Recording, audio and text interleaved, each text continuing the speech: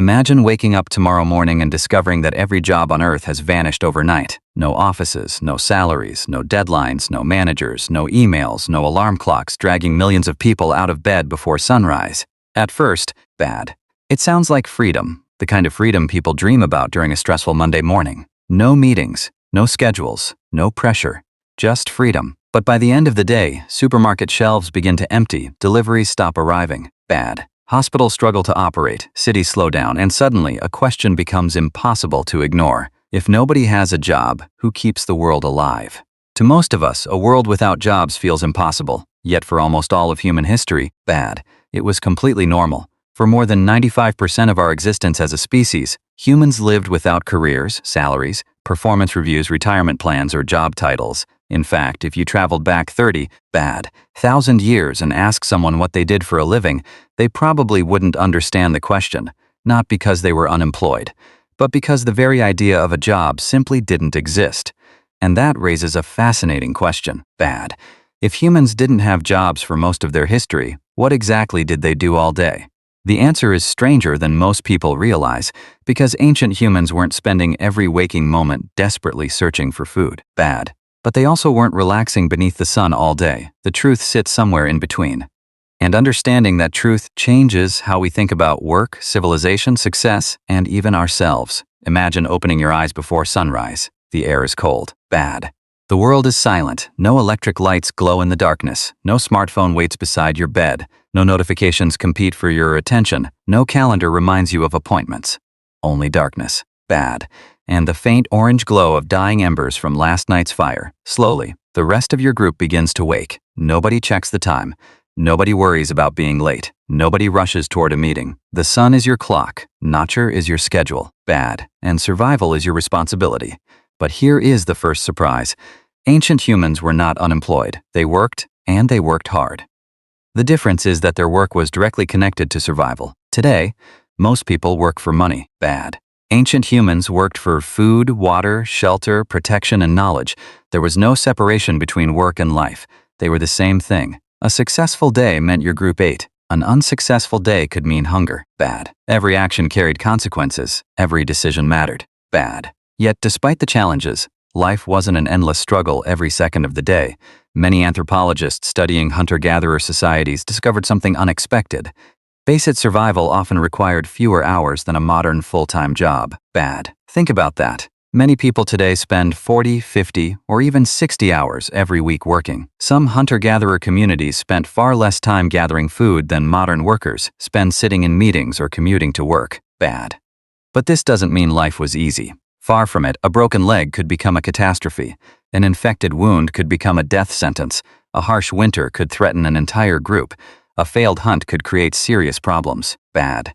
There were no hospitals, no emergency rooms, no pharmacies, no safety nets. One mistake could change everything.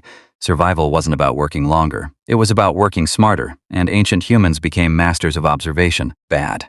Imagine walking through a forest containing hundreds of different plants. Some are edible, some are medicinal, some are deadly. And you must know the difference. Not from books, not from websites, not from videos, from memory. Every season. Bad. Every tree, every water source, every animal trail, every useful plant, stored inside your mind. Modern people often assume ancient humans were less intelligent because they lacked technology. Bad. But surviving without technology required extraordinary intelligence. A skilled hunter could study a footprint and determine what animal made it, how long ago it passed, whether it was healthy, and where it was likely heading. Bad. A skilled tracker could notice tiny disturbances in the environment that most modern people would never see. A skilled gatherer could identify valuable plants hidden among dangerous lookalikes. Knowledge wasn't simply useful. Knowledge was survival. Bad. Now imagine a young hunter returning to camp after an unsuccessful hunt. The sun is setting, children are hungry. The group has been waiting all day. Every face turns toward him as he walks back empty-handed. For a moment, bad. The survival of everyone may depend on what happens tomorrow. This was the reality of ancient life. Survival was never guaranteed. Yet it was this uncertainty that sharpened human intelligence, strengthened cooperation, bad, and pushed communities to depend on one another, bad.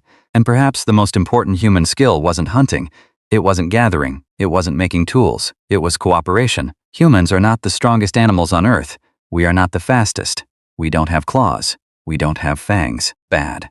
We don't have armor. So how did our species spread across deserts, forests, mountains, islands, and frozen landscapes? Because humans learned something incredibly powerful. We learned how to work together. A single human is vulnerable. Bad. A group of humans is resilient. Food was shared. Protection was shared. Skills were shared. Knowledge was shared. Children weren't raised by parents alone. Entire communities helped raise them. Elders passed wisdom to younger generations. Bad. Experience accumulated over time. Knowledge survived even when individuals didn't. And perhaps most importantly, nobody survived completely alone. Relationships weren't optional. They were essential. The people around you weren't simply companions. Bad. They were your teachers, your allies, your protection, and often your only chance of survival. Which brings us to something many people rarely think about: conversation. Imagine the day's work is finished. The hunt is over. Food has been prepared. Bad. Darkness settles across the landscape. A fire crackles in the center of camp. Above you stretches a sky untouched by modern light pollution. Thousands of stars fill the darkness. Bad. The Milky Way shines across the heavens with a clarity most people today will never experience. Then someone begins telling a story. To modern ears, it sounds like entertainment, but to ancient humans, stories were much more than that. Bad. Stories preserved knowledge. Stories taught lessons. Stories explained dangers. Stories carried history. Stories strengthened identity before schools existed. Stories educated children before books existed. Stories stored information. Bad. Before the internet existed, stories connected generations. A child listening beside that fire wasn't simply being entertained. They were learning how to survive, how to hunt, how to avoid danger, how to understand their world. Bad. Stories were the original classroom, the original library, the original internet. Some scientists even believe storytelling played a major role in human evolution itself. Because humans naturally think in stories, we remember stories. Bad. We learn through stories. We connect through stories. And perhaps that has been true for tens of thousands of years. Bad. But ancient humans didn't spend all their free time talking. Archaeological discoveries reveal something extraordinary. Even in the harshest conditions, humans created art. They painted cave walls.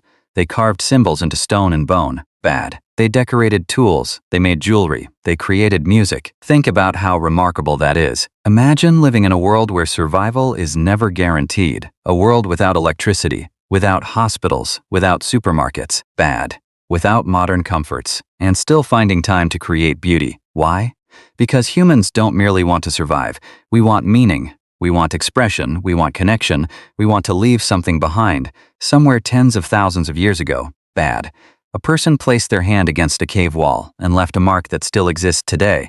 That handprint didn't provide food. It didn't provide shelter. It didn't improve hunting success. It simply said something profoundly human. I was here. Bad.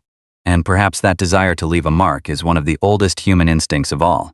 But before we romanticize ancient life, we need to remember something important. Prehistoric life was not paradise. Bad. Many people imagine ancient humans living in perfect harmony with nature. Others imagine them trapped in constant misery. Neither picture is completely accurate. Ancient humans experience freedoms many modern people rarely know. Bad.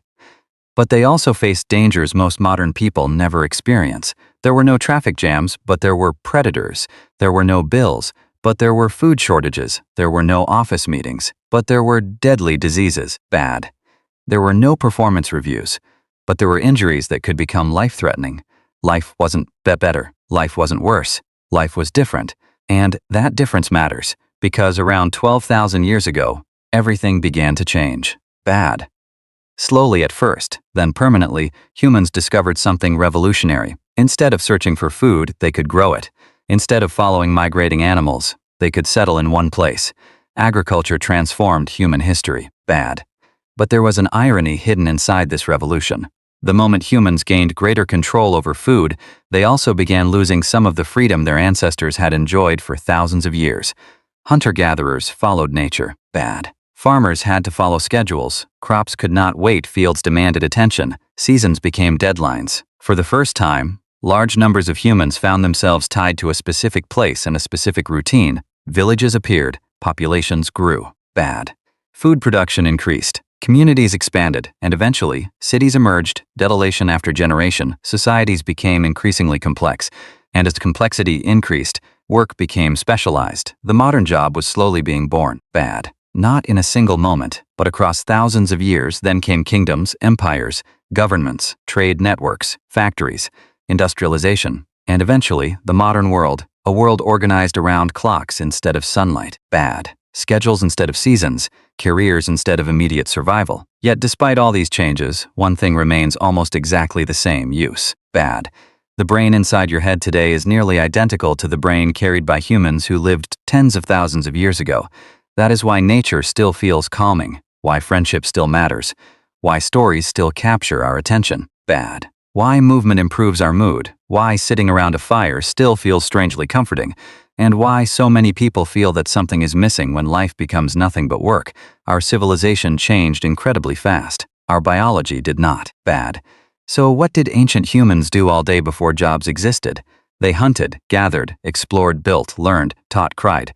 She shared stories, raised children, protected their communities, solved problems, adapted to a constantly changing world. Bad. They lived close to nature, close to danger, and close to one another. The lesson isn't that ancient life was perfect. It wasn't. The lesson isn't that modern life is wrong. It isn't. The real lesson is that beneath our technology, beneath our cities, beneath our offices, and beneath our careers, we are still carrying the same ancient mind that once sat beside a fire under a sky full of stars. And perhaps that is why this question feels so fascinating, because when we look at ancient humans, we are not really looking at strangers. We are looking at ourselves, the same fears, the same curiosity, the same desire to belong, the same search for meaning, beneath our technology, beneath our cities, beneath our careers and daily routines. The ancient human still exists, a mind shaped by stories, a mind built for connection, a mind that once sat beside a fire under a sky full of stars, and in many ways, it still does.